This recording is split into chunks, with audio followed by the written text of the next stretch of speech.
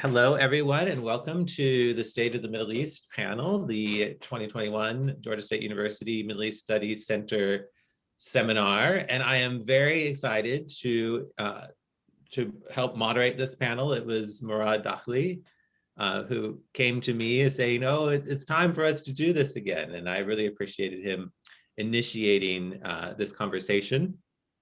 Today, you can see with the shared screen the run of show, how things are going to go. And this is how we've always modeled it in the past. We have 5 to 10 minute summaries from different specialists in different parts of the Middle East. All of us, of course, are part of the Georgia State University Middle East Studies Center and Middle East Studies community. And this is really a chance for different specialists to give you their real view on what's going on in the Middle East and what they see as the most important issues to discuss today. So with no further ado, I want to go ahead and start with our first panelists. They will introduce themselves at the very beginning and then give a 5 to 10 minute summary of the issues specific to their region. Our first speaker is Michael Herb. If you could start off, Dr. Herb from the Political Science Department. Absolutely. Thanks, Alan. Appreciate it. So I'm Michael Herb. I am the chair of the Department of Political Science here at Georgia State. My area of specialty is the comparative politics of the Gulf states, especially the smaller Gulf states. So places like Kuwait, the UAE, Oman, and so forth. So what I'm going to talk about,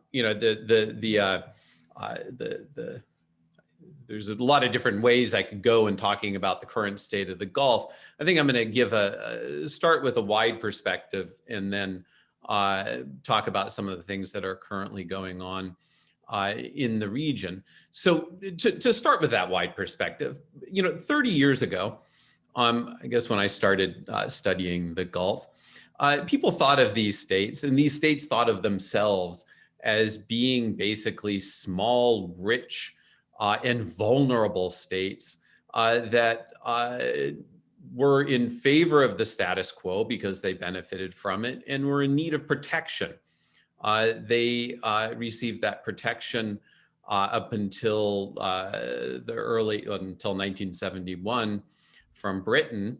And then after that, and after a few events from the United States.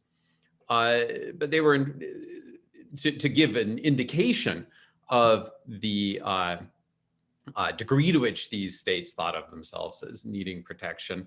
When the British announced in 1968 that they were leaving the Gulf, the ruler of Abu Dhabi, the largest and richest of the emirates in the UAE, actually sought to pay the British to stay.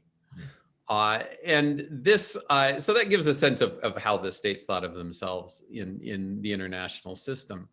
And it stayed that way for a while. It was reinforced by the 1990 invasion of Kuwait, in which, of course, the United States liberated Kuwait from Iraq, but that reinforced the sense of vulnerability and the need for protection.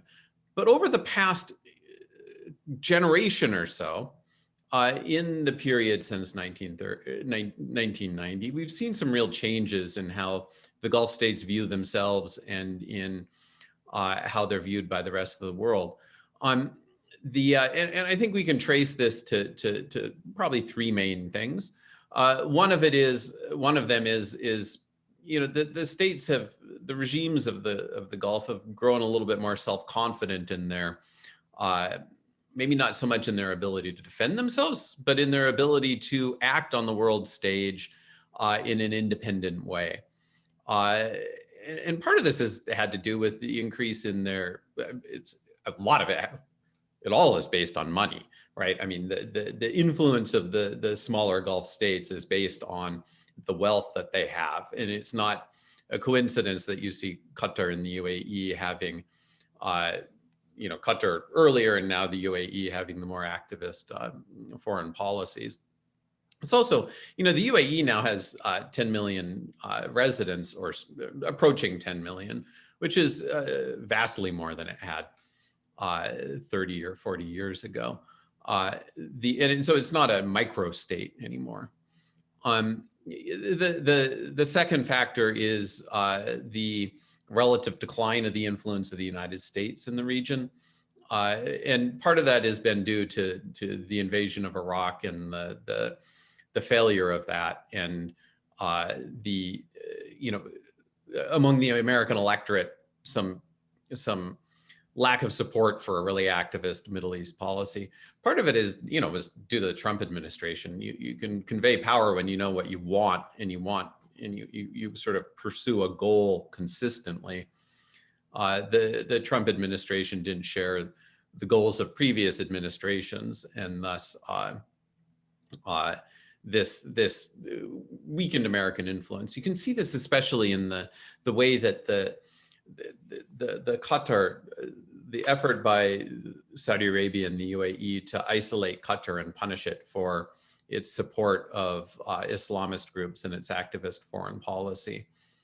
Previous administrations would have tried to have avoided having our allies in the Gulf go at each other like that.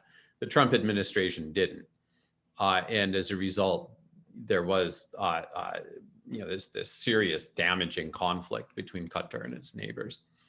And then the final thing that has changed is change in the nature of leadership in the Gulf. And this is most apparent in the largest Arab Gulf monarchy, which is Saudi Arabia.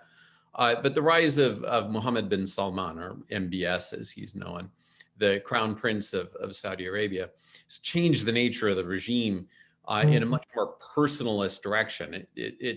These had been regimes which were based on a family consensus of sorts, and sharing power amongst members of the family, and that's still that still is there, but in several of the Gulf states, we've seen erosion in that, and that the product of that, the result of that erosion, has been increasing personalism in the nature of rule in these countries. So it hasn't, with the exception of Kuwait, where it's gone in quite a different direction, it hasn't led to more popular participation in governance, but it has led to a decline in the constraints that the family puts on the monarch. Those constraints haven't been replaced by other constraints, and the result is more personalism, and the move towards sort of personalist dictatorships, especially in Saudi Arabia.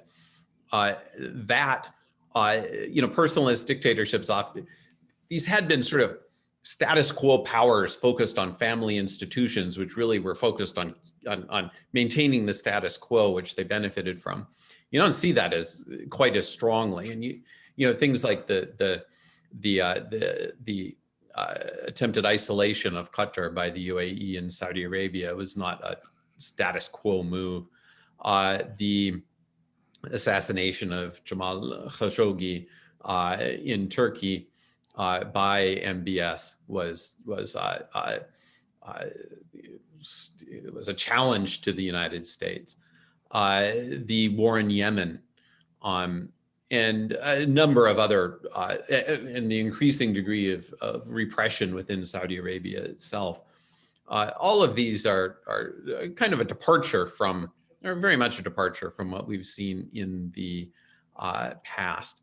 So I think that and I'm not sure it bodes well for future developments. Personalist regimes often are less predictable and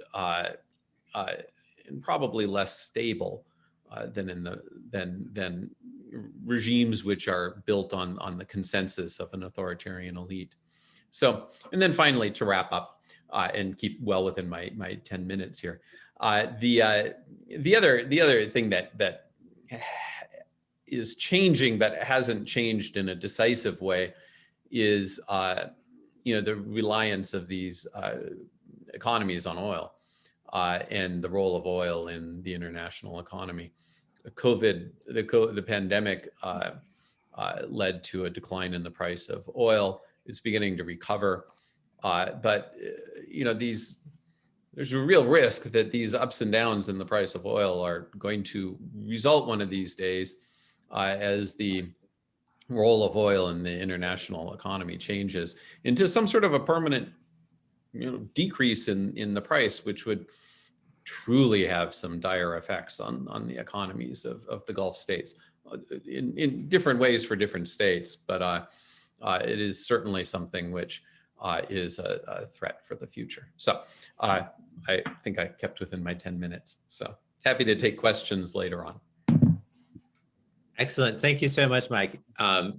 Yes, I mean, in the 1990s, many people had never even heard of a lot of these states, and now they're becoming a new center of Middle East change. So that's really fascinating to hear that perspective.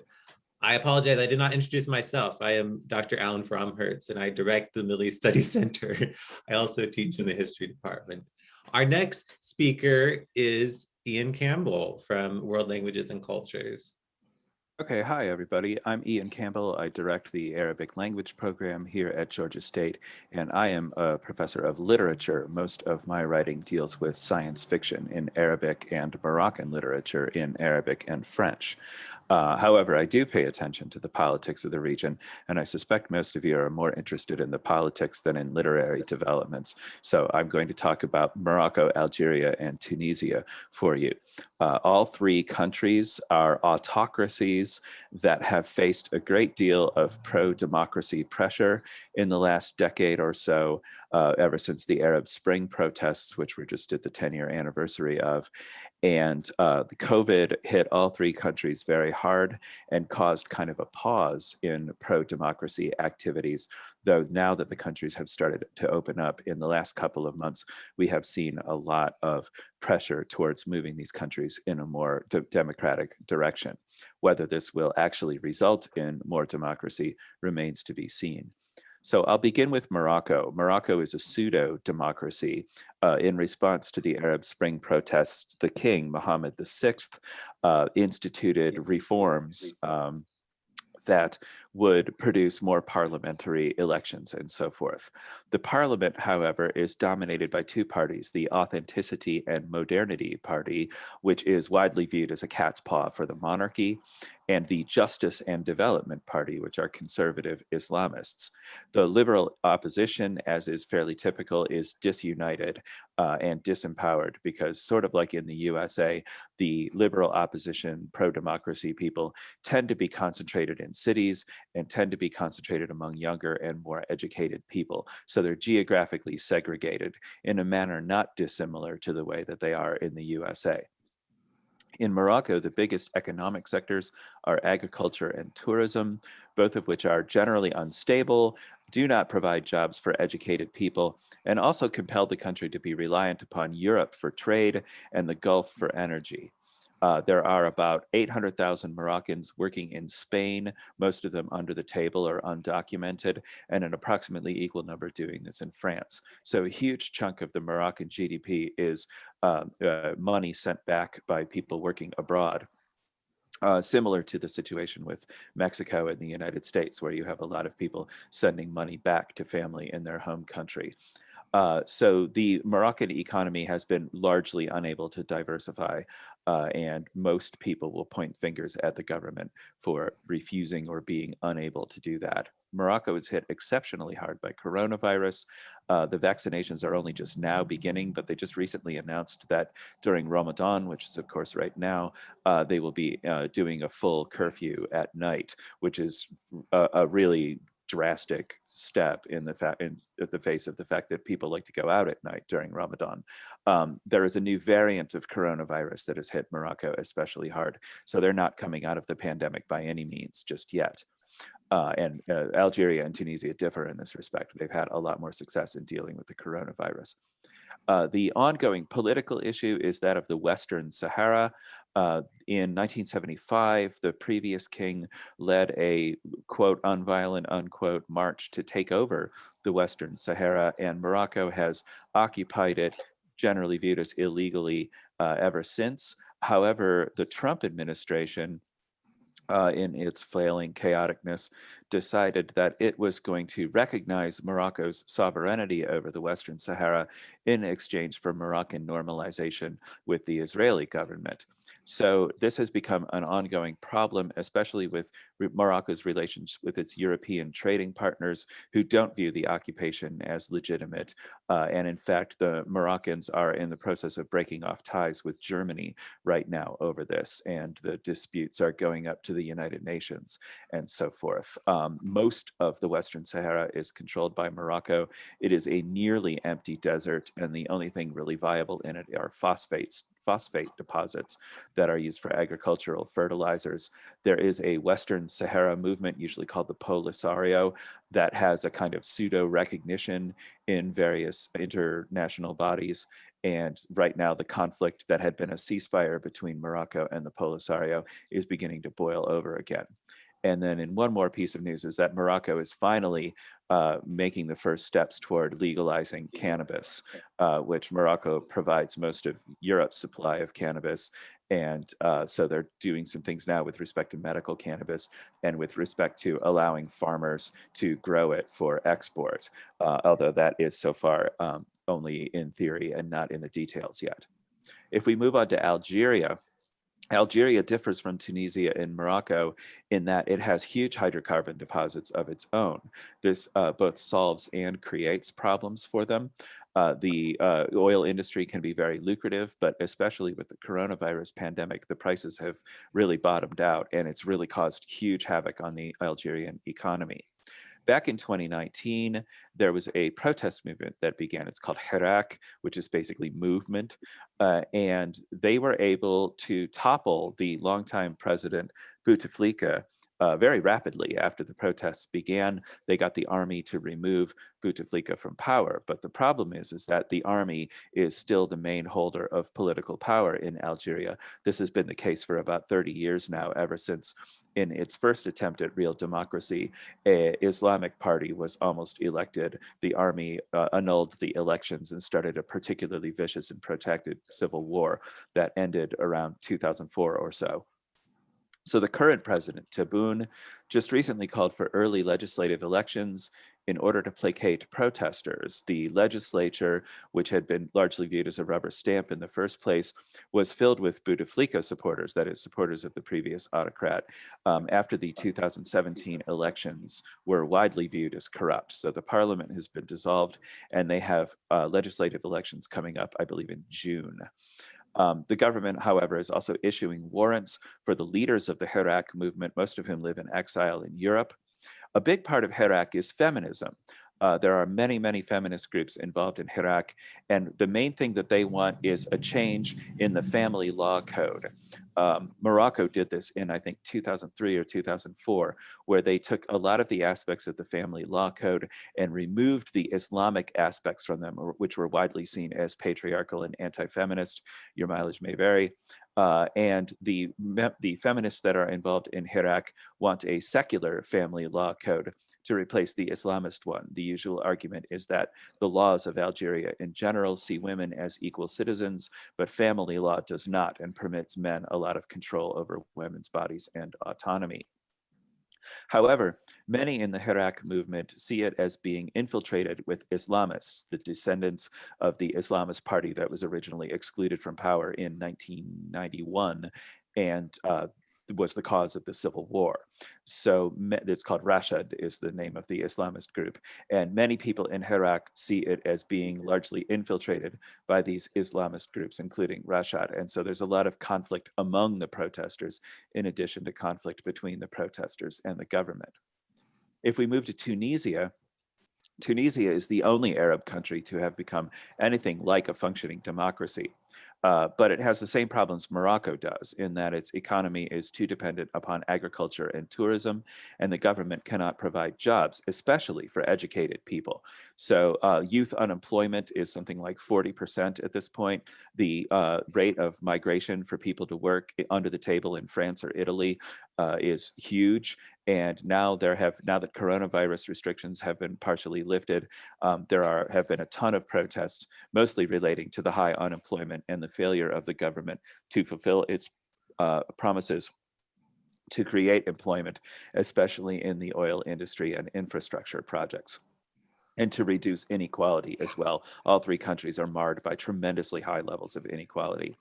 The Tunisian parliament does function or could function, but it's largely paralyzed from making minor changes because the Islamist party, Ennahda, holds the plurality, but nothing like a majority. And so there's no majority in parliament for either Islamism or conservative reform or liberal democratic reform. So the country is largely paralyzed and can't make the major changes it needs to make. One big problem is that the police and security forces have remained almost entirely unreformed since 2011, since the protests began. There are constant incidents of violence, arbitrary arrests, you know it, but police are protected by powerful labor unions. You may find this familiar if you're American. And so it has been impossible to reform the police and security forces, especially in the absence of a parliamentary majority. Feminism and especially LGBT rights are a big part of the pro-democracy protests in Tunisia right now. The youth who are protesting are strongly in favor of LGBT rights, and the rest of the country tends to not be in favor of such things. So it's a real flashpoint. There's an ongoing struggle with a feminist / pro-LGBT leader of the protests who was subject to arbitrary arrest and conviction, and she was just recently freed as well. Another big problem that Tunisia has is that it's a jumping off point, the major jumping off point for African migrants trying to get into Europe. Morocco has this problem as well. It's much worse in Tunisia because it's the easy jumping across point to get across the Mediterranean. And so there are tons of sub-Saharan African migrants in Tunisia who are trying to get across to Italy, and the Tunisians don't generally like it, and this causes a lot of problems ongoing in Tunisia. Oh, and one odd consequence of the revolution is that the 2011 Arab Spring protests and the move toward democracy actually made wearing the hijab and other Islamist symbols legal in Tunisia. The previous government had been officially secular and had banned the hijab and other things. So it's an interesting consequence of the move toward democracy. And then lastly, I want to talk very briefly about secularization in general. Back in the 1950s and 60s, when the region was first formally decolonized, most of the governments were explicit or officially secular and banned Islamist symbols and Islamist activities, mostly as a way of consolidating their own power. However, this created a reaction, and Islamist movements became very strong in the 80s and 90s and the beginning of this century. One real trend in the Arab world that a lot of people don't remark upon is very rapid rates of secularization, of people losing their religion, quite similar to what's going on in the USA over the course of the last 20 years. In the USA, church membership has gone from about 72% to less than 50%, and church at large, not just Christian church. So people across the Arab world are losing their religion at very high rates on a percentage basis, not yet on an absolute basis. However, the numbers are growing rapidly, but are still small. This is true for Christians as well as Muslims. And like in the USA, it's highly differentiated. Young, urban, educated people tend to be secular and tend to be abandoning their religion in large numbers, whereas older, rural, and uneducated people tend to cling strongly to it. And it creates problems, just like it does here in the USA, with real rates of differentiation geographically among people who want a strongly religious-based society and people who do not. So this exacerbates demographic gaps in a similar way to how it works here. And I am going to turn it back to you, Alan. Thanks. Excellent. I'm glad to get this social depth here in your commentary. Mm-hmm. And that's really valuable, that there's more to the Middle East than just the political level, that things are happening structurally and socially too. Next up is Dr. Naim, who's going to discuss Egypt and the Levant. So I'll hand it over to you, Dr. Naim. Thank you. So my name is Rashid Naim, and I'm in the political science department. I'm a principal senior lecturer there, and I'll be talking about Egypt and the Levant. So let me just jump into it right away. I think Egypt in particular is very important for the Middle East, as we all know, and especially after the destruction of Iraq. It is very clearly the major Arab country in terms of human resources available to it.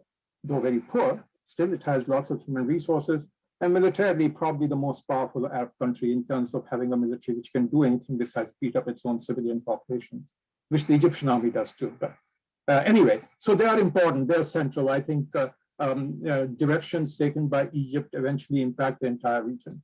So I'll start off by looking at some of the domestic developments in Egypt over the last 10 years. It's been 10 years.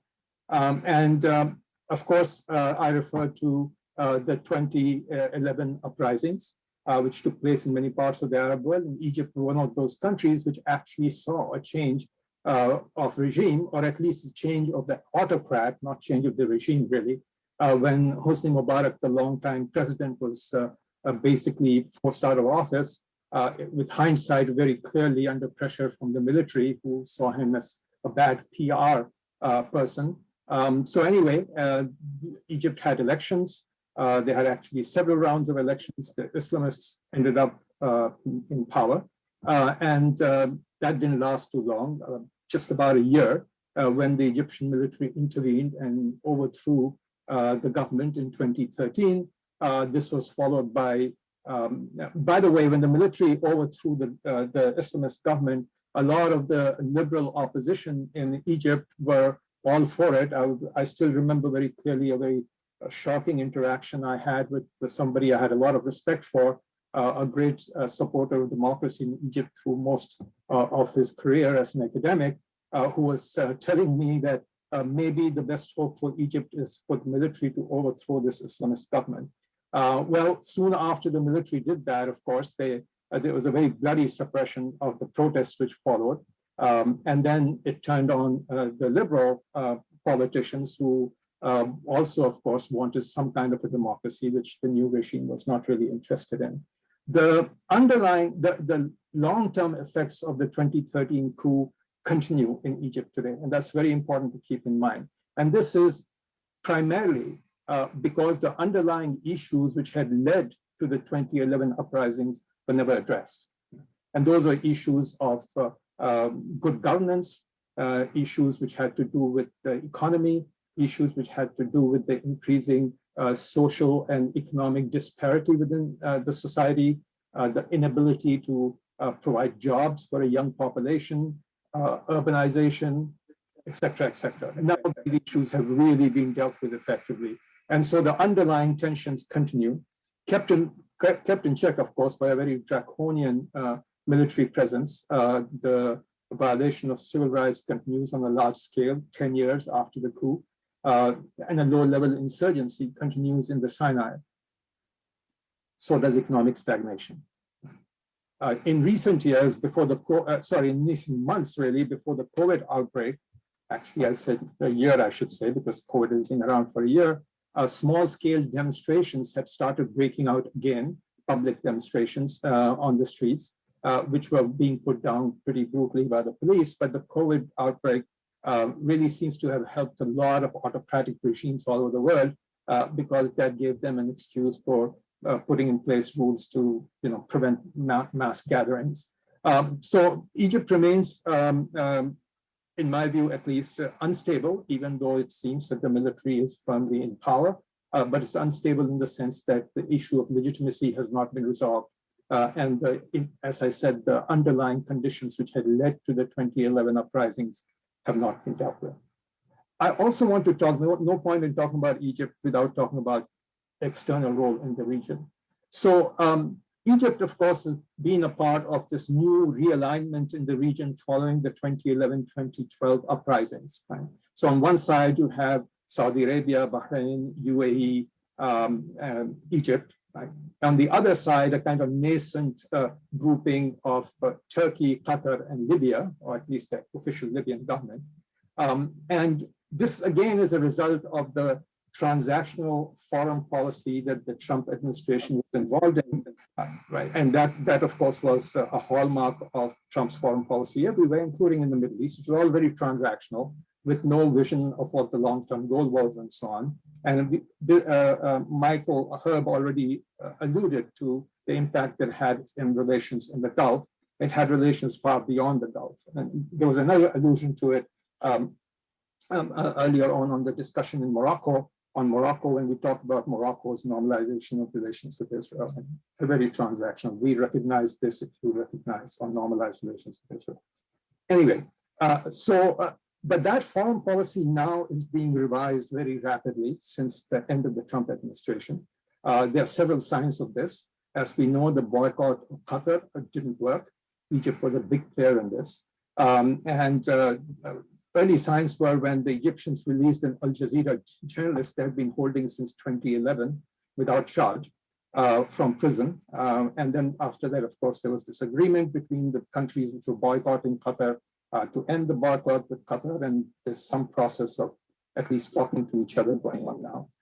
The proxy war that in Libya that Egypt was involved in, along with the UAE, also turned out to be a failure. Mainly because his proxy, General Haftar, ended up being defeated and pushed out of a lot of Libya. And now we have a kind of ceasefire in place and a new government of national unity has been put in place, which is certainly not what Egypt originally wanted. They wanted their guy in power in Libya. So that hasn't worked out too. And finally, in the last couple of weeks, there are now steps being taken to normalize relations with Turkey. Relations with Turkey had gone really bad because Turkey had come out very strongly against the military coup, and that had led to essentially a total break in relations. But that is now being sorted out. Want to talk a little bit about COVID. I'm going to keep my remarks really brief here so we can have a longer discussion because there's no way we can talk about all the issues involved. COVID deaths in Egypt are almost certainly being underreported given the state of the medical facilities available in the country. The official death toll is 13,000 people. And the official infection numbers are given as 213,000. We probably, based on anecdotal information that I get from people who I know and have been to Egypt, the numbers are certainly higher. Including in the rural areas where the infections have spread quite rapidly. I'll move on now and talk a little bit about Lebanon. For the last year or so, there has been open discussion about whether Lebanon is a failed state or not. And what has been happening in the last year has kind of reinforced the argument that Lebanon should really be considered a failed state because of the condition it's in. We all, of course, were following the sweeping protests which were taking place in Lebanon before the COVID outbreak, demanding changes in the system. And interestingly enough, not just in the people running the system, but a change in the confessional political system that Lebanon has, this bizarre system where different offices are reserved for people of different communities. And the interesting and probably positive sign of this was that people from across the various religious communities were demanding an end to this confessional political system, which, if it does happen ultimately, will be really good news for Lebanon because that has really caused it almost impossible to get anything done in the country. The state machinery has virtually collapsed, whether we are talking about basic services like sanitation services in the cities or electricity or water supply or whatever. This is all gone. And of course, more recently, the person in charge of the central bank is now being investigated by the European Union and the United States for some kind of a fraud involving corruption and illegal movement of funds outside of so forth. In August of last year, there was this huge explosion at Beirut port, which basically leveled large parts of the city and was caused by explosives which had been confiscated, fertilizer which had been confiscated from a ship which hadn't been able to pay its port dues and been sitting in the port for, I don't remember the number of years now, but for a very long time, deteriorating. And then eventually caused this massive explosion. And it really is a symptom of the complete collapse of the infrastructure and services that Lebanon has been facing. According to some estimates, about 45% of Lebanese were living in poverty before the pandemic. And the estimates now are that 75% of the population is living in poverty. The Lebanese pound, the currency, has totally collapsed. And in addition to that, Lebanon has to deal with 1.7 million refugees from Syria, though by no means the largest Syrian refugee population. Turkey has the largest Syrian refugee population. 1.7 million refugees means that Lebanon now has the highest per capita refugee rate in the world. And for a country in such dire straits, this is truly a huge burden, which they have to deal with. They can't just simply push all these people back into Syria. And finally, to give you an idea of how bad the economic situation is, the public debt in Lebanon right now is 175% of the country's GDP. Once more, the COVID numbers, given what I have said about the state of the infrastructure of the country, are probably underestimations. Officially, they stand at 7,000 dead and 503,000 infections, almost certainly lower than that. I mean, much higher than that. I want to move on and talk about Israel and the Palestinian territories, part of the Levant, right? Let's begin with Israel. So the political uncertainty and deadlock continue within that country as the deep ideological division within Israeli society becomes more and more extreme. So they have had 4 elections in the last 2 years, and none of these led to the establishment of a stable government. The party, the Likud, which has the largest number of seats in the last elections, which were just finished, had 25 seats in a 120-seat parliament. Right? And again, we don't see any immediate prospects of a government. The usual attempts to form coalitions is going on, and both blocs continue to harden their position on the conflict with the Palestinians as a way of winning over the people on the extreme right. And Israeli politics has been moving right since the 1970s, and this process is now almost complete. It's very difficult on many of these issues to be able to tell the difference between what the Labour Party and its allies, as it used to be, which were considered to be more dovish, what their policies are, how different they are from that of the Likud and their allies, which were generally considered to be the more hawkish part of the Israeli political spectrum. So it doesn't look good in that regard either. We also saw, of course, what were viewed by many people in Israel, at least, as great victories, and that was the normalization of relations with some Arab countries during the Trump administration, and notably the UAE, Morocco, Sudan. Of course, there are other Arab countries who have officially normalized relations with Israel. I want to point out that I think that there are a lot of other countries who have de facto relations with Israel, but are not willing to admit it publicly. So Dr. Naim, thank you. So can you summarize a gestalt or an overall, and then we need to move to Dr. Williams, but this has been excellent. Thank you. Oh, I'm sorry. Let me just No, you're doing great. Thank you. Okay, now it's my time to wrap up. I'll do that. It'll just take me a couple of seconds here. I do want to point out that the Israelis were very successful in the vaccination campaign, though a lot of people did not notice that the vaccination of Palestinians in the West Bank has just begun, whereas Israel has reached a very high level of vaccination for COVID. 9% of Gaza's population is estimated to be infected, though Gaza remains under a blockade, including a medical blockade for medical supplies to deal with this. And as far as the Palestinians are concerned, I'll just wrap up by saying a few words about them. The Palestinians managed to survive the full pressure by the Trump administration, which included economic and political pressures to basically, capitulate to whatever the Israelis wanted. That didn't happen, and we are seeing signs under the new administration of a change in that policy. The big breakthrough, of course, is, we'll see where that goes, that there's now an agreement between the PLO and Hamas to hold elections. So 15 years after the last elections, 10 years after the term of both the president and parliament have expired, elections are due to be held in May of this year. But that is likely the success of those elections really depends on whether the Israelis agree to cooperate with them.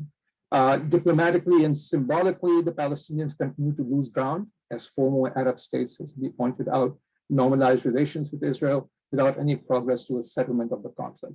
I'll stop here, but I do want to say one last sentence. I think next time we do this, we've got to talk about Turkey and Iran. Without that, the picture of the region isn't complete, especially since Turkey's return to the Middle East, as people call it.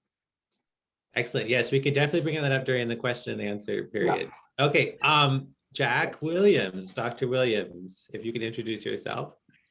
Certainly. I'm Jack Williams. I'm a professor in the College of Law and in the Middle East Studies Center.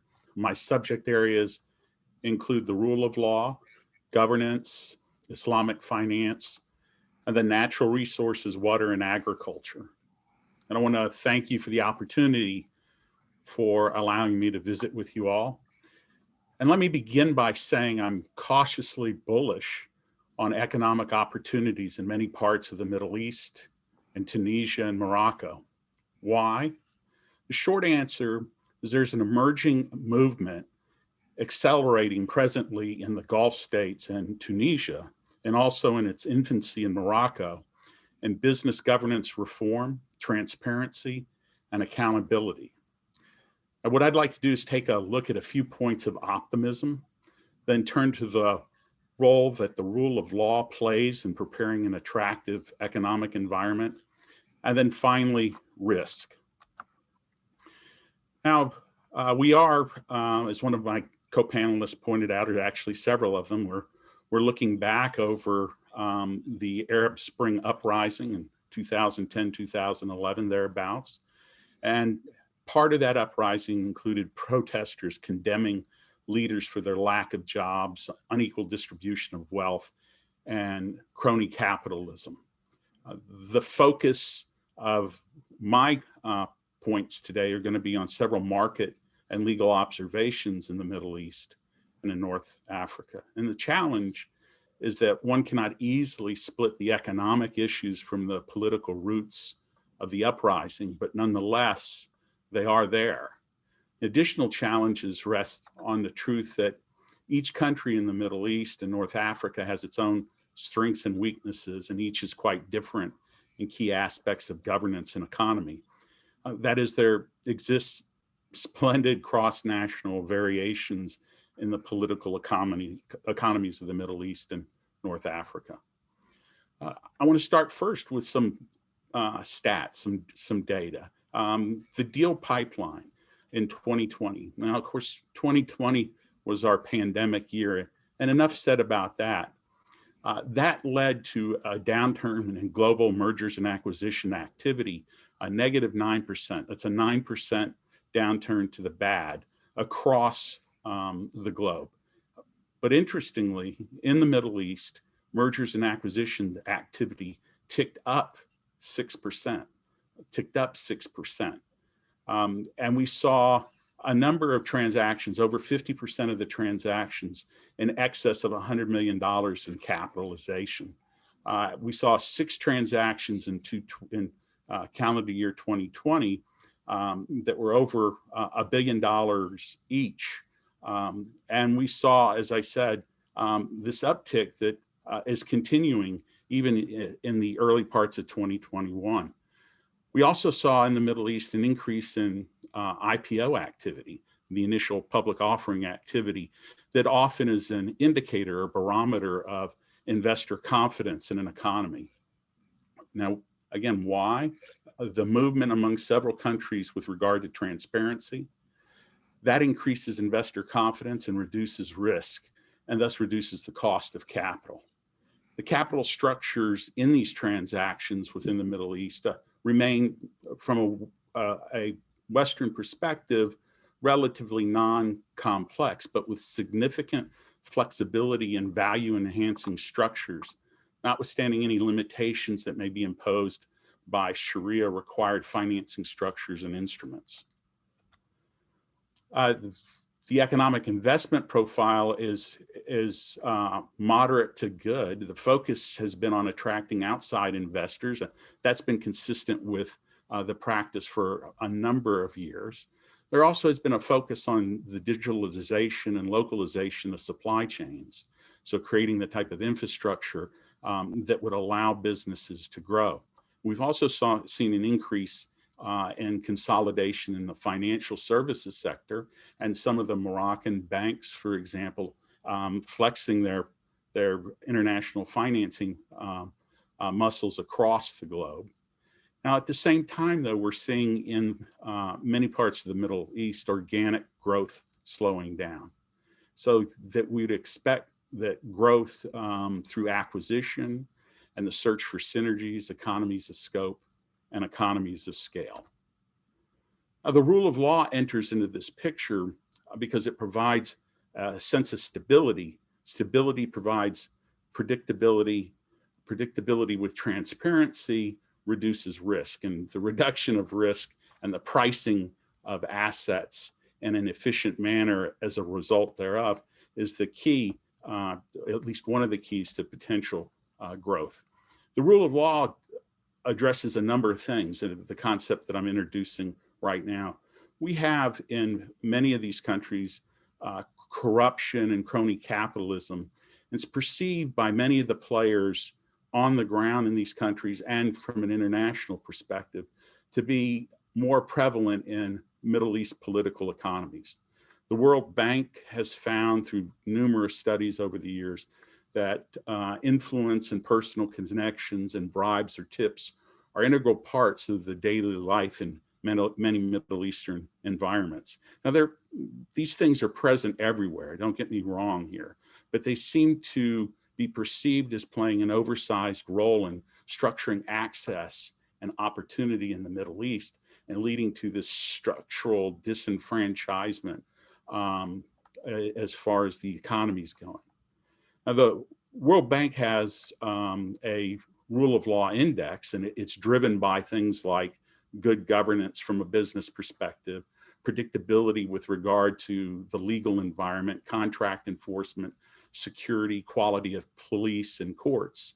And we find that good governance tends to follow certain political forms in the Middle East, not surprisingly.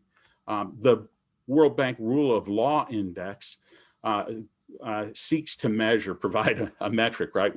We tend to try to measure everything we can, even though it might not be exactly what we're interested in. And unfortunately, sometimes forget to recognize if there's a difference between what we can measure and what we're most interested in.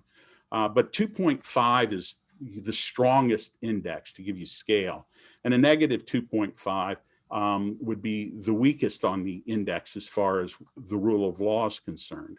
And at the very top, around 1, which is not as bad as it seems, is the UAE, Qatar, Oman, Bahrain, Kuwait. And the bottom 5, if you will, are Djibouti, Iraq, Yemen, Libya, and Syria. And the swing is about 1 to the good and about 2.08 with Syria, 1.85 with Libya to the bad. So there's a lot of range, again, recognizing that this is not some monolith that we're talking about from an economics, political economy, and rule of law perspective. Now that introduces the concept of risk, and I've alluded to that. Risk is an important input in the expected rate of return for investors in equity of a firm. And we see direct relationship between the rule of law and the rule of law index, so the metrics that we've developed over time, and the country risk premium. Now, a country risk premium is the additional premium that's going to be required to attract investors to invest in business activity in a particular company. Now, to give you an idea, the USA's country risk premium, like Switzerland and Germany, is set at 0.00%. There's no additional country risk premium above the equity risk premium in the market. But the country risk premiums range from a low of, let's say, 0.0 for some areas of the UAE, but mostly with the Gulf states, and something less than 0.5% as an enhancement to the cost of equity capital, to as high as 20% in Lebanon right now, which puts Lebanon in essentially the same camp as Venezuela in regard to the country risk premium. To give you a frame of reference, as I mentioned, the US, Germany, and Switzerland are at 0.00. The UK and France are at about 0.5%. And that would mean that Abu Dhabi, for example, has a lower country risk premium than the UK and France. And a number of Gulf states, Kuwait being one, and Saudi Arabia even, where they're competitive with or better than established economies like the United Kingdom and France. Ian, I think that's, or excuse me, Alan, I think that's all I'll speak to right now. So I'll turn it back to you and to any questions that any of you or our audience might have. Excellent. Thank you so much, Jack. And I'm going to hand it over to Mourad now, Mourad Dakhli, for the first part of the discussion. It's unbiased, so I can identify with Jack's comments here. Thanks, Jack and Rashid, Ian, and Michael. I think collectively you really provided insights into the different regions that make up the Middle East, the Greater Middle East, the Arab world, the MENA region. And we talk about these as monolithic, but as Jack mentioned, but really we need to acknowledge the great differences between the countries. You have large economies like Egypt that was talked about here. And then you have some of the richest economies like Qatar and UAE, and some of the poorest economies like Yemen, for example. So it's quite a wide range as far as the rule of law, per capita income, and GDP, and what have you. I want to acknowledge the fact that we have quite few business students here. I'm Mourad Dakhli. I'm a professor of international business at the Robinson College. So I would like to acknowledge the large number of students and faculty from the Robinson College with us. Thank you for joining us. And I would like to, first of all, acknowledge the comments related to the structural deficiencies, political deficiencies, economic deficiencies that were mentioned, but also appreciate some of the more bullish perspectives and some of the recent changes. In Morocco, I go to Morocco on a yearly basis, take my students there, and I can kind of see the changes, especially in renewable energy and other sectors. But having said that, the Middle East is still, as you all mentioned, home to some of the most high-profile conflicts, whether it's Western Sahara, as Ian shared with us, Libya, Syria, Yemen, and of course the ongoing 70+ year Israel and Palestine. So thank you all for that insight. I would like to ask the first question and make it about business and economics. And again, recognizing the differences between the various actors in the region. We have witnessed a major change here in our own country, in the United States. The Trump administration had a business-focused motive in its international relations in the Middle East. Biden has a different approach, more in line with the Obama administration, where other factors come into play, political factors, and human rights factors. And I'd like to kind of hear from you, your predictions and perspectives on where the economic and business relationships might be heading, given the change in the political system that we witness here in the United States. And I'll give the floor to anyone who would like to jump in first. Well, I can take just a quick start on it. As I mentioned, I'm quite bullish on many parts and many sectors in the Middle East and North Africa. Politics and economy often go hand in hand. And as I mentioned, the governance structure of a country oftentimes is a precursor to the governance structure of the businesses within that country. And when it's not, it creates a peculiar tension. We see other countries across the world with greater freedoms in the economic sphere than in, let's say, the political sphere. So you have regimes that might be oppressive politically, but actually are promoting forms of freedom, exchange, and capitalism on the economic side. And as I mentioned, it's very difficult to pull the two apart.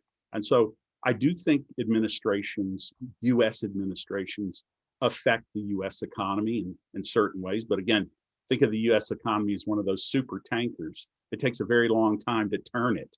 And one could realistically question whether any administration is around long enough, even if there are multiple elections involved with the president, to be able to effectively turn it in any significant course. But they all have their influence, and the US economy is still the biggest. It's where anyone who's growing in these areas wants to ultimately play. So I think for good or bad, we can pose both politically, well, I should say both from a government and an NGO perspective, we can impose some reasonable pressures on good governance, transparency, a social conscience, and maybe make some inroads on the political side as well. So I am cautiously bullish. Thank you, Jack. Thank you so much. Are there any other panelists that would like to respond to that question? Yeah. Okay.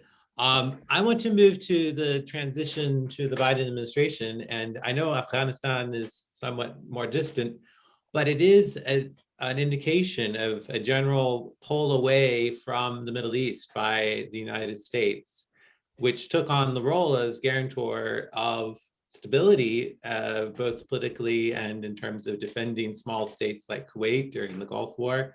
I don't know if there's the political capital in the United States anymore to do that.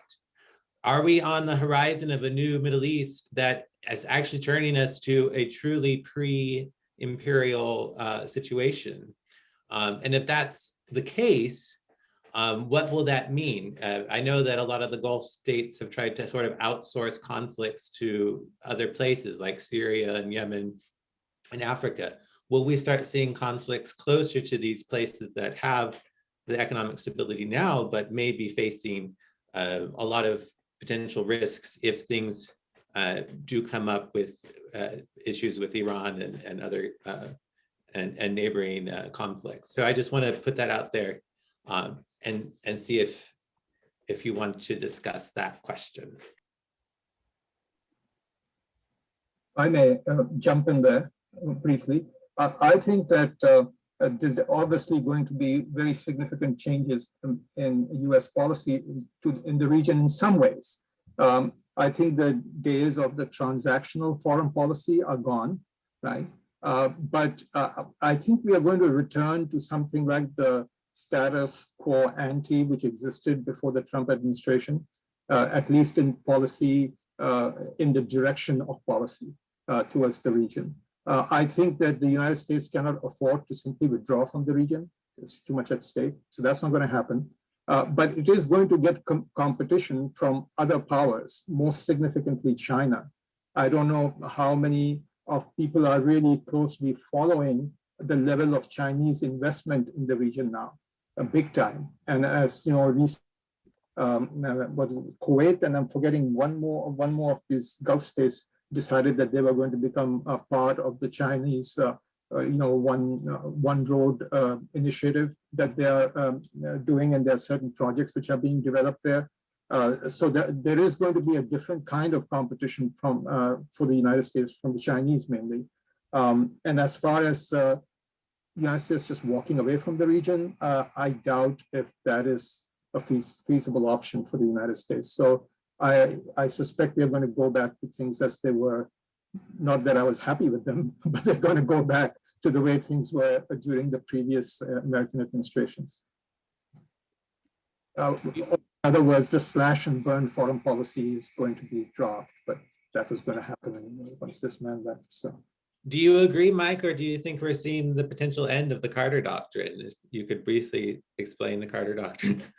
I mean, speaking more broadly, I don't, we'll return to the role of the United States will return a little bit more to what it was like before Trump. But we also saw some change under the Obama administration and the second Bush administration in a way that showed a relative decline of American influence from its high point in 1991. And I certainly see that continuing. We're not going to return to the level of American dominance we saw in the 1990s. And you see in Syria today, I don't see where the United States is not the dominant foreign power. It isn't the end of the imperial era in the region. It's just a question of which powers are going to play a role, and there's a lot more of them. And the regional power, the Middle Eastern actors are countries like the UAE are playing a larger role themselves. And so it's simply, it's just a much more complicated international system in the region than it used to be, with a lot more actors having a significant role. Michael, that's a good point. If you don't mind, I'd like to give Rashid the chance. I know he wanted to talk about Iran and Turkey. And as a follow-up to Michael's point, maybe if you could explain to us the changes in the traditional alliances that took place over the last maybe 10 years or so because of the political changes in Turkey and what's been happening in Iran. I know Michael mentioned the regional powers, and I think Turkey and Iran are probably some of the key players now. Yeah, absolutely. Turkey, as we all know, made a major shift in its orientation, which was basically away from Europe towards the region itself when the AKP government came to power. And it got involved in a lot of issues, including trying to set up closer economic relations with countries like Syria and Jordan and so on. And then, of course, got very heavily involved in the conflict in Syria and in Libya, where Turkish military hardware apparently played a significant role in Haftar's defeat. And of course, we have got Turkish troops inside Syria now in this protection zone that they have set up and so on. And the important thing here is that Turkey is not acting as a proxy of the United States, which a lot of people thought would be the case. Turkey is pursuing its own agenda in the region, which doesn't always align with that of the United States. So that's truly a new, regional power coming into the region in a way that it hadn't been there before 2 decades ago. And I don't see that being reduced, even though very surprisingly, Erdogan yesterday gave a long speech in which he said Turkey is still committed to a full membership of the EU, something which had been on the back burner for him for a long time. So that might be a sign, I don't know. And of course, the other major power, regional power, which is acting throughout the region, especially in the Asian part of Middle East and North Africa, that is Iran, right? With their involvement in Syria. And importantly, I think Iran played a very significant role, along with Turkey, in preventing the blockade of Qatar from succeeding, which maybe not, which is different from saying we broke the blockade, but they prevented it from succeeding too because of the policy of the decisions were made. Especially significant was the fact that Turkey, had already and announced publicly when the Qatar crisis started that they had 5,000 troops in Qatar and they would defend the Qatari state. So, that was, this is all kind of something, if we are familiar with the region, was not something one expected to hear, 10 years ago. So these, and Iran too obviously has its own agenda. It's not acting as a proxy for some superpower. It has its own agenda in the region. And the way it's playing out, as Mike pointed out, is that we are seeing new configurations here. And we were talking briefly, we mentioned Qatar, Turkey, and kind of cold coalition with the Iranians, with these two, the Qatari and the Turks being much closer to each other than they are with the Iranians. But again, these are like kind of important, I think, permutations of alliances which are emerging, which will have long-term implications for the region. And of course, we are still waiting for the Iraqis to get their act together, in which case they would become another major player in the region, which might or might not act as independent actors, depending on how things pan out there. So yeah, I really think that the whole regional politics process has undergone very dramatic changes in ways which I think have changed the dynamics permanently, including the kind of support Turkey gave to various Islamist parties in Tunisia, in Egypt, and other places after the failure of the Arab Spring uprisings. Thank you. Great. Can I raise an issue briefly? Sure. Great. One of the things that I think is really going to affect stability, alliances, U.S. interests in the whole region is that over the next 10 years, you're going to see the production of an emphasis on and need for petroleum drop really rapidly off a cliff, that it's become cheaper to add new electricity generation via renewables than it is by using hydrocarbons. And I think that has profound implications for both U.S. interests in the region and the stability of the region as a whole. I don't really have the information at my fingertips to go into a tremendous amount of detail at it, but I think it's an important point to bring up. Excellent, Ian. Very good point. We have to remember there is a lot of solar potential in Arabia with the desert. So even there, they might still be able to gain something from this. Go to Morocco and see how much they have put into solar energy. Yes, yes, it's excellent. Okay, I want to open it up now to questions from the wider audience.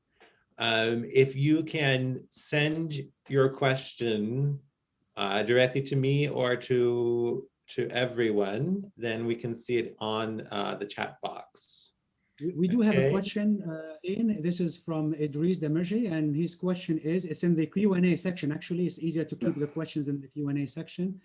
And it is, how do you see the future of Syria and Kurds in Syria and northern Iraq? So the question is the future of Syria and the minority, the Kurds in Syria and northern Iraq. So maybe this is for Rashid. This is in your area, geographic area of interest. I'll try and answer that. The simple answer is we don't know, really. I think it's going to be very difficult to put back the Syrian state together in the form that it existed before the civil war. I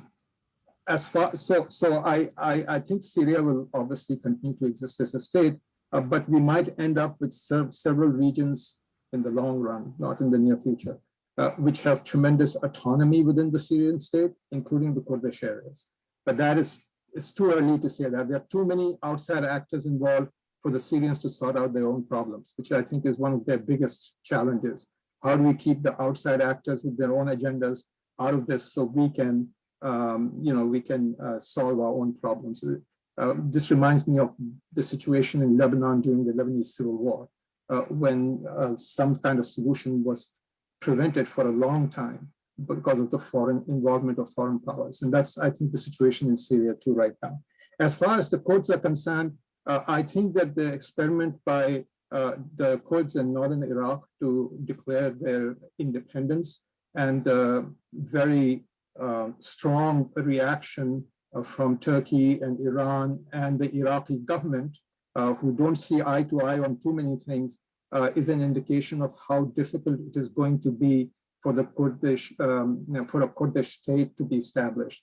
Though I do think that considerable autonomy for the Kurdish regions, especially in Iraq and Turkey, might be on the cards down the road, but it's too early. That's a nice cop-out, right? It's too early, but we'll see. Great. We have another question from Spencer Willard. He's saying the Pew Research Center Project Egypt says that it will have the 9th or 10th largest population by 2100, much larger than Brazil or Russia. On this question of demographics, I think that's something that can be addressed to all of you. Do any of you want to address that, the demographic pressures? Yes, Mike. I'll take it and relate it back to the Gulf, which is you see in the Gulf, a country like Qatar, which has not very many people at all playing a really outsized role in international affairs during and after the Arab Spring. So Egypt's potential to become more of a global powerhouse is not a function only of its population. It needs to fix its economic issues. And Egypt has an enormous economic potential that is unrealized. So if it achieves really economic growth, then being the 9th or 10th largest population will make it have a really substantial weight in international politics. If it doesn't, it won't.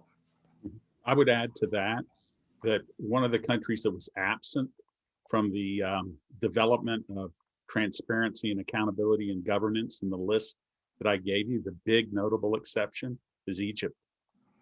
It's got some serious internal house cleaning from a governance perspective to provide greater transparency and predictability, or it will flounder from an investment and capital perspective, notwithstanding the fact that it is a human resource powerhouse. Sorry, Ian, Oh, that's okay. I also think long before Egypt is going to become an economic powerhouse, it's going to have serious issues because of the wrecking of its ecosystem with population pressure. That's true. And also, by the way, that we kind of forgot about this, but Egypt has got a major international conflict on its hand, which is going to impact on its economy and a bunch of other things, and that is the dispute with Ethiopia over the Nile waters. As we know, there have been several rounds of negotiations, and no agreements have been reached. And from time to time, the Egyptians have been threatening military action, which is kind of interesting. But Egypt has, and I agree with Mike, having a large population is really not sufficient. You really need to have development, as was pointed out. Egypt has got tremendous potential as in terms of human resources and so on and so forth to become a major player. It's so far been squandered. If they get their act together, yes, they can be a major player. But if not, more population just means more poverty and more depression and more violence if it is not accompanied by house cleaning, as was put, good governance and the end to corruption and so on. Great.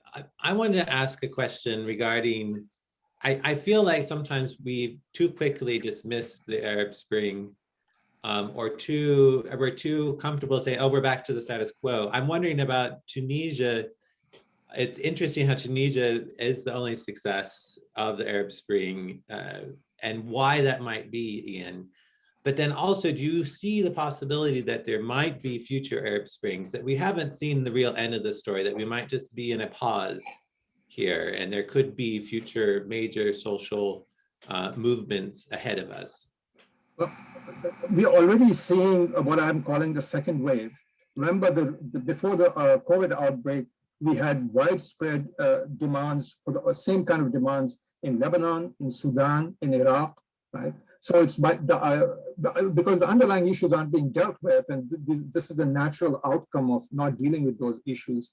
So yeah, definitely. And as far as the Arab Spring itself was concerned, I have always argued that the Arab Spring was like the revolutions of 1848 in Europe, right? Which failed overwhelmingly. But within half a century, the regimes which had succeeded in suppressing those uprisings were all gone.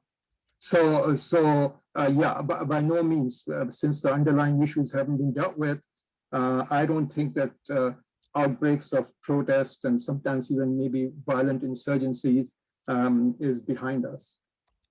Frankly, should not be behind us. Sorry, I have to say that. Alan, on the point of Tunisia, I have to share a perspective. Your question of why is it maybe successful, relatively successful, at least on the political side. If you walk down the street, Habib Bourguiba in Tunisia, everyone has a story to tell. They get to take a chair, a microphone, and there everyone is shouting.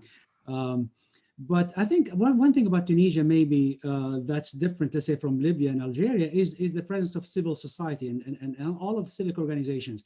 We always had the women groups, and we always had the different interest groups and lobby groups that were relatively independent from the government. So in the case of Libya, when Gaddafi disappeared, all this Lijan Sha'biya that they call the popular, whatever they call them, just completely collapsed. There's really no anchor anymore. In the case of Tunisia, I think you see that some of these, the artisans, groups, and then the labor groups, and then the women groups kind of stepped in to fill that void until a new government was formed. So I think and this, by the way, has been there for hundreds of years. I'm not just talking now. This is from the sort of the Hafsid times. It's always been a thriving civic society in there that go back. Even the animal welfare society was in Tunisia before it was anywhere else. So I think maybe that had something to do with at least ensuring the void was filled while a new government was being formed. Yes, and Tunisia has a very substantial middle class. And that's a really important point here, is that a lot of countries, you have a very high income, a certain political elite, and especially the Gulf countries, and then the residents are various levels working on visas. And then, but in Tunisia, you have this economic system where you have a lower Gini coefficient or a lower economic inequality. They went through a lot of modernization in the 20th century as well. So there's already that pre-established process. And it's a professional army that didn't support the dictator, that decided to support the revolution. That is an essential difference in Tunisia, that the army ended up being on the side of the protesters and supporting the revolution. And finally, Rashid Ghannouchi, as Ian pointed out, the head of the Islamist party, decided it was best to share power, that simply taking over and imposing an Islamist system was only going to lead to failure for the Islamists as well. So this issue of you can be democratic and be an Islamic party, just like the Christians and the Christian Democrats in Germany, they are Christian, but they are also democratic. So they're showing a real new model here. And this may be some hope for squaring this circle that many people have said between Islam and democratic development. It is possible. So we have a lot of questions from the audience. One of these questions is from Serenity Whitfield. Do you think there will be less or more conflict in the Middle East going forward? That's a great general question, if any of you want to address it. I'll talk about that. I think Serenity's question also talks about the role of the United States in that. What would it look like without the presence of the United States? And I think if you look at the conflict between Qatar and its neighbors, it started at the very beginning of the Trump administration and it ended at the very beginning of the Biden administration. The United States still has a role in has an interest in a status quo order in the region, and it still has the capacity to make its influence felt. If there were a collapse if oil were to no longer play a role in the world economy, which I think is unlikely, it can decline, but probably won't go away. But if the United States, it could lead to the US entirely losing interest in the Gulf. I don't see that anytime soon. In the long run, perhaps, but not anytime soon. So I don't think there'll be an exit of the US. But to the extent that the Trump administration was not good for stability in the region because it didn't pursue it. And if the United States were to decide again it was not interested in some sort of stability in the region, you would probably see more conflict. And that goes to a question we have from Joy Di Paola. She's asking about the role of India and China and the Middle East, and whether their influence coming from the East with the Belt and Road Initiative and other influences may be important going forward. Jack, do you want to discuss that in terms of economics?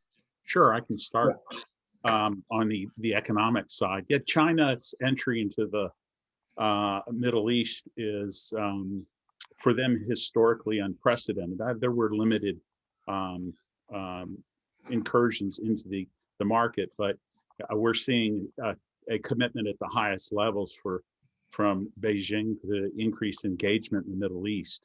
But presently, it lacks a clear or consistent and comprehensive strategy for the, I think, for the successful implementation of their Silk Road policy.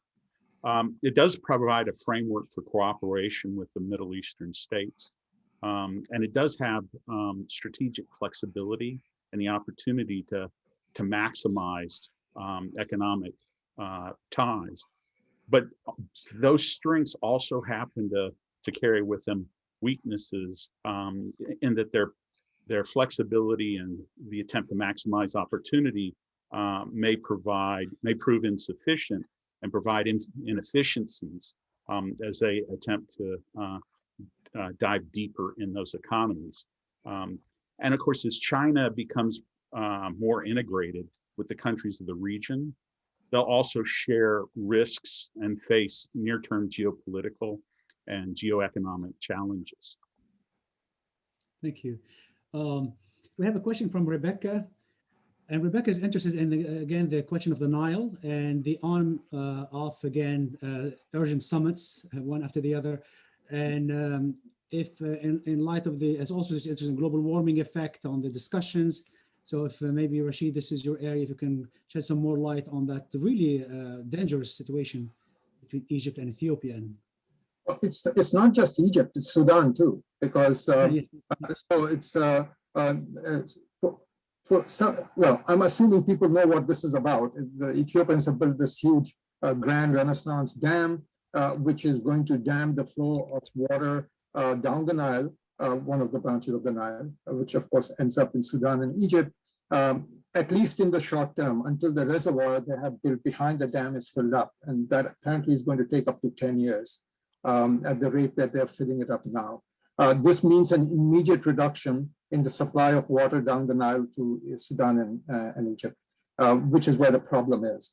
The wars they have, as was pointed out, and the question, there have been several rounds of negotiations, but they haven't gone very far because the Ethiopians have taken the position that they are already letting go as much of the water as they can, given what their goals are, and that is that. So we'll see what happens with that. Their argument also is that Egypt and Sudan uses the water on the Nile in a very inefficient manner, and that if they improve the efficiency of the use of that water, then they really don't need more water than is already going down the river. That's what the deadlock is about. It requires a technical solution. I don't know whether the sides are able to do so. The Egyptian government has been using it as one of the props for some jingoistic nationalism support for themselves by threatening to take military action against Ethiopia, which in my view is laughable, but nevertheless. So I think that ultimately something will have to be done. Maybe a solution is to help the Egyptians and the Sudanese make more efficient use of the water that they're getting down the river.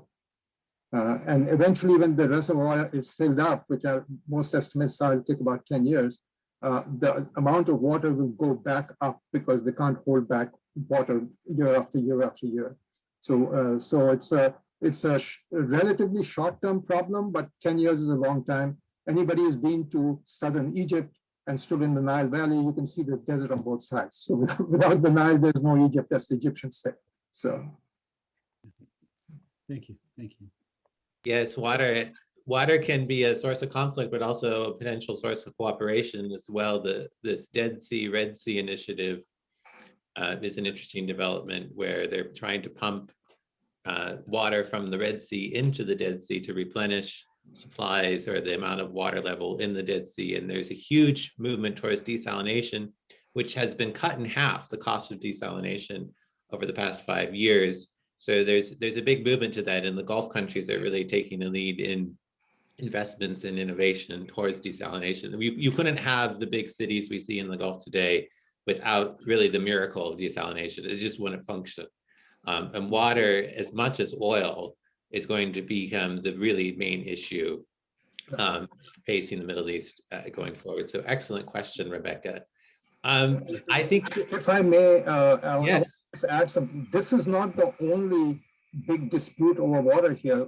Let's not forget the Tigris and the Euphrates water dispute between Turkey, Syria, and Iraq, where you have the same situations. The Turks are essentially in a position to cut off most of the water going down the Tigris and the Euphrates.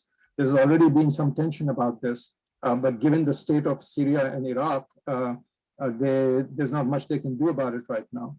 The Turks have also set a quota. They say this is amount of water we are letting through, and this is sufficient for the needs of Syria and Iraq that we see. Water, yes, oil and water. Even though oil and water don't mix, oil and water are important, yeah. Yes, you can see a real correlation between access to water resources and stability. I was in Yemen in 2002, and they were saying the water's just going to run out in a few years. And it was a very different Yemen then. There were actually some functioning institutions, things were going well. If you look at Yemen today, it has become a scene of horrible starvation, civil war. There is still, of course, hope even in these places. And I think we need to keep that in mind, that change is possible. Sure. In Yemen and Syria. Yeah, the technology, as you mentioned, Alan, in regard to the desalinization miracles are key. And we're actually seeing really a race between contracting water supply and existing technologies that may be game changers without that. And I mean, it is a race in different directions, right? Without those technological changes. And I mean, major shifts in technology like we saw over the last 5 years in desalinization, these will erupt, and not just simply water wars, but just war. Yeah. Alan, do we have time for a question? I don't want to open Pandora's box, but I think one thing we glance over is the Israeli-Palestinian conflict, and so maybe this Yes. is a 70-plus-year-old conflict that's it's hot and it's cold, but there's no question that Trump was very popular in Israel. You know, you have the Golan Heights now, the Trump Heights villages, and you have Trump Square in villages, and you have Trump train station. And Kushner really has driven that whole kind of conversation the last few years. And I'm not sure how much leeway, how much freedom Biden has. I know there was a move away from the two-state solution. It was mentioned again by the Biden administration that is the framework for any future solution. So where do you see kind of the changes, and how much change one could expect from the Biden administration going back to kind of the pre-Trump era of a more globally recognized kind of status? Who's this? Yeah. I can take a stab at that. I think the two-state solution is dead based on what the Israelis have already done on the West Bank and Gaza. There is no Israeli government which has political will or political capital to reverse that. So that's not going to happen. This means that, unfortunately, we are going to see a much longer conflict, which eventually is going to lead, in my view, to the only sane solution, and that is a one-state solution with citizenship and equal rights to everybody, which the Israelis don't want. But then they shouldn't have been hanging on to the West Bank and Gaza for 70 years. That's the way it is. So,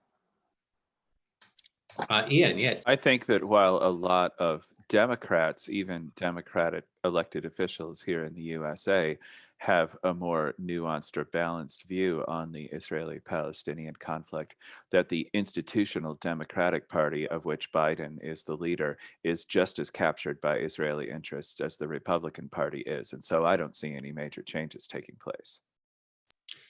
And I think there's a worldwide movement even towards more acceptance of identity as a means of state formation. And I think this is interesting how we're seeing even in Europe with France and its reaction to Islam as this issue of, oh, we need to preserve a French identity or a German identity even. And this Israeli and the Israeli identification of a Jewish identity, I think although it seems to be not viable at present, may not be that far off from where things are heading or trending towards in a global sense. That even as identity is being challenged by globalization, a lot of people are retreating back to their religious or ethnic or other identities in reaction to that. We even see that in US politics, of course, as well, with some of the ways that people see supporters of Trump. So those are all major issues facing the world and the Middle East now, but we can be assured that the Middle East will always be in the middle and will probably be the first place we see some of these changes occurring. So it's important to keep an eye on the Middle East, regardless of your interests going forward. So with that, we are at the official end of the panel, and I really want to thank the panelists. Thank you so much. And thank Mourad, and thank Rebecca Brown and GSU-CIBER for all your organization and help with putting this together. It's been excellent. It's really emblematic of what we can do together across many different centers. Of course, the Atlanta Global Studies Center, which has helped promote this as well. I've just put some events that are coming up with Middle East themes, some movies and other panels that are coming up just today for you to see if you're interested. And we'll continue to have a very active Middle East studies community here at Georgia State University. I look forward to seeing all of you in the future. And are there any final words from the panelists or any announcements you might have? Thanks to all the students for coming. Yes. Yes. Thank you. Thank you all. Do keep an eye on what everybody's teaching in the fall. I have a class on modern Middle East history 3790. I'm sure there's some classes in political science and world languages and cultures. You should all take Arabic. It's a great language to learn. Especially if you already know some. Come join the upper level classes. Yes, ahlan wa sahlan. We do have a course doing business in world regions, and one of the regions we focus on is taught by different faculty for different regions, but we do have specifically one focusing on the MENA region, and of course it's more business and economics. And as Jack said, you cannot decouple that from politics, obviously, but it's an interesting course, and it's an elective, and we hope to see many students register for that course. And Mourad does study abroad, sometimes to Morocco or Tunisia. Yes, I hope to go back to Morocco, to UAE, and Tunisia is on the menu too. So for next year, so cannot wait to have that plane ticket again, and I'll be taking my students back to the MENA region. Yes. And I'm doing a study abroad we're going back in time as well to medieval Spain, to Cordoba, when it was a place where Muslims, Christians, and Jews lived together. Sometimes in conflict, sometimes in cooperation. So we're doing that not this May, but the next May, when hopefully COVID will be gone and we will have a new dawn. So thank you all. And I appreciate again the panelists. You've all been excellent. I apologize if my timing was a little off on some of you with the reminders, but I think we really got a wonderful scope and span of perspectives on the state of the Middle East. And I don't know what I can say about the overall state of the Middle East in general, but I do think the state of Middle East studies at Georgia State University is strong. So thank you all, and I will hopefully see you again soon. Goodbye. Thanks, Alan. Thank you.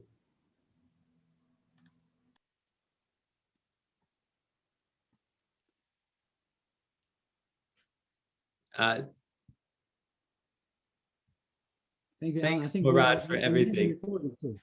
We have the recording also, so that's something we can share with the attendees. Yes, that's great. So yeah, when Rebecca, just have her send the link to us, and then we can go for it. We might want to reconfirm with the panelists that they're okay with sharing the recording very publicly. I know sometimes people say, oh, maybe I don't necessarily want that comment to be publicly broadcasted sometimes. So we might want to just quickly ask that. I think everybody is fine though. So it was a really great panel. It was very nice. It was very, very interesting, and different perspectives, the different regional expertise, the different sub areas. that they covered, I think, was quite interesting. Yes. All right, I think we do still have a few participants here with us. All right, so I'm going to log off. I have my next event. Great. Thanks, Thank you Alan. all for attending. It was great. And thank you all for your questions as well. Okay. Bye-bye.